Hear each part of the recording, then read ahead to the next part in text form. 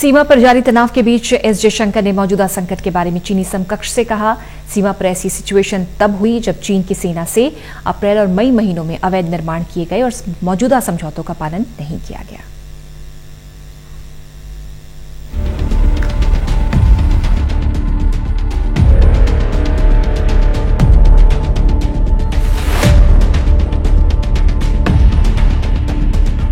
सीमा पर जारी तनाव के बीच मॉस्को में भारत के विदेश मंत्री एस जयशंकर और चीनी विदेश मंत्री वांग यी के साथ 24 घंटे तक बैठक चली।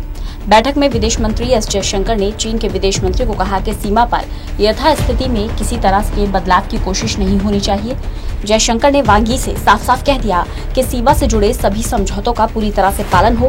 बैठक में दोनों नेताओं ने इस बात पर सहमति जताई कि मतभेद विवाद में नहीं बदलना चाहिए। चीन का मतलब साफ था कि सीमा पर वो जो कर रहा है उसको करने दिया जाए, भारत के साथ उसका व्यापार भी चलता रहे। इस पर भारत के विदेश मंत्री ने अपने चीनी समकक्ष को इस बात का एहसास दिलाया, अगर सीमा पर चीन किसी भी तरह की हरकत करता है तो उसे केवल सीमा पर ही नहीं बल्कि हर तरीके के नुकसान से जूझना पड़ेगा। दोनों नेताओं के बीच बातचीत में गर्माहट दिखी। बातचीत के दौरान विदेश मंत्री एस जयशंकर ने सख्त लहजे में कहा कि भारत तब तक अपनी सेना को पीछे नहीं करेगा जब तक चीन की सेना भारत के सभी इलाकों से पूरी तरह हट नहीं जाती। उन्होंने कहा एलएसी के हर एक बिंदु पर चीन को अपनी जगह पर वापस लौटना होगा, तभी सीमा पर शांति बहाली हो सकती है।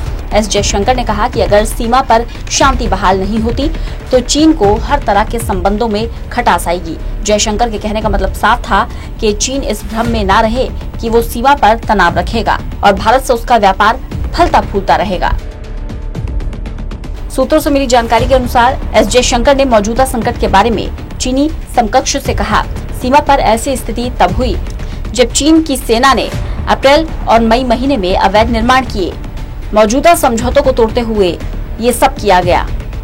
सीमा पर ऐसी स्थिति होने के बाद दोनों देशों के बीच तनाव की स्थिति पैदा हुई। सूत्रों से मिली जानकारी के अनुसार भारत एलएसी का निरीक्षण करेगा और देखेगा क्या चीन अपने वादे पर खरा उतरा है या नहीं, क्योंकि पहले भी चीन वादा खिलाफी कर चुका है। कमांडर स्तर की बैठक में जो फैसले लिए गए थे, अगले ही दिन चीनी सेना ने उन फैसलों को तोड़ दिया।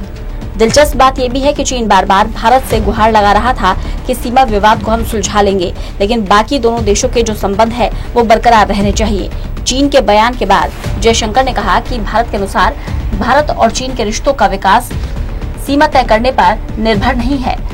भारत पीछे नहीं जाना चाहता। मीटिंग में मौजूदा अधिकारियों ने कहा कि रिश्ता शांतिपूर्ण सीमा पर निर्भर करता है। भारत ने इस पर जोर दिया था। चीन जानबूझकर इस विचार को आगे बढ़ा रहा है कि सीमा विवाद को किनारे रखकर भी द्विपक्षीय संबंध मजबूत रखे जा सकते हैं। मॉस्को में चीनी विदेश मंत्री वांग यी ने कहा था कि भारत और चीन एक आम सहमति पर पहुंच गए हैं, एक दूसरे से आधे रास्ते में मिलने के लिए तैयार हैं। भारतीय सूत्रों का कहना है कि जयशंकर ने वांग को बताया है कि पूर्वी लद्दाख में हाल की घटनाओं ने द्विपक्षीय संबंधों के विकास को प्रभावित किया है। उन्होंने कहा कि सभी का हित इसी में है कि जल्द से जल्द इन विवादों को सुलझाया जाए।